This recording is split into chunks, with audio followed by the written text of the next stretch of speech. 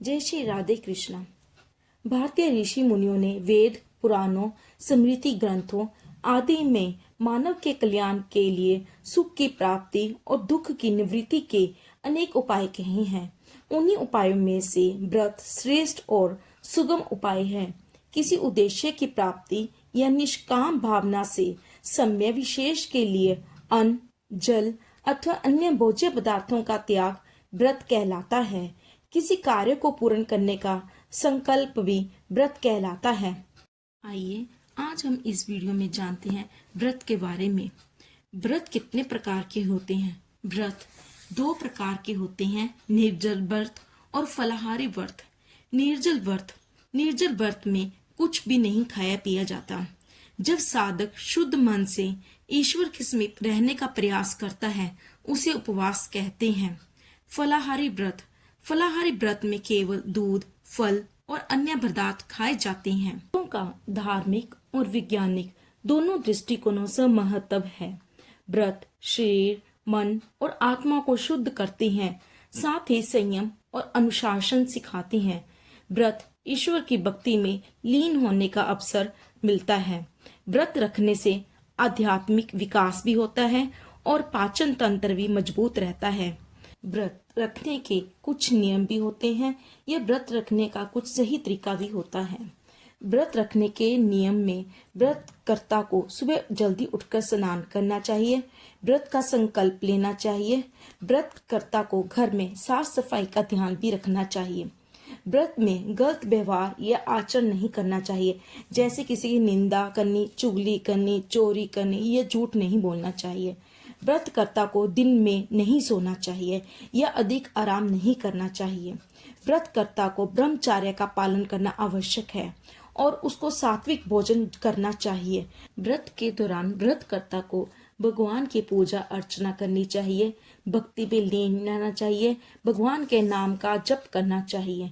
पारण व्रत का संकल्प पूरा होने के बाद पारण करना चाहिए अर्थात व्रत खोलने की विधि का पारण करना चाहिए। व्रत में कितनी बार खाना खाना चाहिए? व्रत में खाना एक ही समय खाया जाता है। व्रत में बीच बीच में आप जूस, छाछ या अन्य कोई पेय पदार्थ जरूर लें, जिससे शरीर को पर्याप्त पोषण मिलता है। जो लोग सिर्फ फलाहार खाते हैं उन्हें भी दूध, दही, छाछ या जूस व्रत के दौरान लेते रहना चाहिए। व्रत के दौरान तला हुआ या मसालेदार खाना नहीं खाना चाहिए। व्रत या उपवास के दौरान अपनी शारीरिक स्थिति को ध्यान में रखें। जरूरत पड़ने पर डॉक्टर से सलाह लें। व्रत के दौरान कुछ ऐसे नियम भी हैं जिनको व्रतकर्ता को पालन करना चाहिए। व्रत के दौरान तामसिक भोजन का सेवन नहीं करना चाहिए।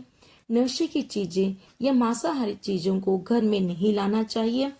व्रत रखने वाले व्रतकर्ता को नाखून, दाढ़ी या बाल ना ही काटने चाहिए और ना ही कटवाने चाहिए। व्रत के दौरान सरसों का तेल या तिल के तेल का सेवन नहीं करना चाहिए। आइए अब हम बात करते हैं कि व्रत कब आरंभ करने चाहिए और उद्यापन कब करना चाहिए। ज्योतिष शास्त्र के अनुसार उचित समय या काल में किए गए कर्म का ही फल मिलता है। अनुचित काल में किया गया कर्म वैसे ही विफल होता है जैसे असमय बोया गया अन्न।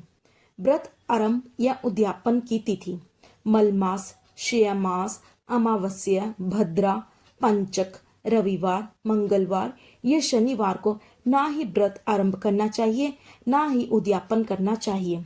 व्रत का समय या काल व्रत कितनी देर के लिए होता है? व्रत सूर्य उदय से अगले दिन सूर्य उदय तक व्रत होता है। बहुत लोगों के मन में यह प्रश्न उठता है कि क्या सूतक और पातक में व्रत करना चाहिए? शास्त्रों के अनुसार सूतक और पातक वाले घर में व्रत नहीं किया जाता, लेकिन यदि व्रत बहुत पहले से रखते आ रहे हों, जैसे पूर्णमासी व्रत, सोमवार व्रत या एकादशी का व्रत, तो आप व्रत रख सकते हैं, जब तप कर सकते हैं, लेकिन आप पूजा पाठ, मूर्ति का स्पर्श या धूप दीप नहीं कर सकते। ये आप ब्राह्मणों को खाना खिलाकर देव मूर्ति की पूजा अर्चना करने के बाद ही आप ज्योत धूप कर सकते हैं। अगला प्रश्न है कि क्या रासवाला स्त्री व्रत रख सकती है? शास्त्रों के अनुसार रासवाला स्त्री व्रत आरंभ और उद्यापन नहीं कर सकती, लेकिन जो व्रत वो बहुत पहले से रख रही है वो व्रत वो रख सकती है। रासवाला स्त्री जप तप कर सकती है, लेकिन वो मूर्तियों का स्पर्श और पूजा पाठ जो धूप नहीं कर सकती। अगला प्रश्न है दो व्रतों का मिश्रण। यदि किसी दिन दो भिन्न भिन्न व्रत करने की स्थिति आ पड़े तो क्या करना चाहिए? दो भिन्न भिन्न व्रत अगर एक साथ आ जाते हैं, जैसे हम नवरात्रि के 9 व्रत रखते हैं, अगर उसी में सोमवार का व्रत या वीरवार का व्रत आप बहुत पहले से रख रहे हैं, वो व्रत इकट्ठे हो जाते हैं, तो आप इन दोनों व्रतों का मिश्रण कर व्रत रखिए। नवरात्रि में हम अनाज नहीं खाते, तो सोमवार के व्रत का पालन आप फलाहार से कर सकते हैं। इस तरह आप दोनों व्रतों का मिश्रण कर दोनों के साथ परस्पर अविरुद्ध होकर ये व्रत का पालन कीजिए। हमारा अंतिम प्रश्न है कि व्रत कितने होते हैं? हमारे सनातन धर्म में बहुत से व्रत होते हैं। वेद पुराणों धर्म शास्त्रों में अनेक प्रकार के व्रतों के आचरण का वर्णन है।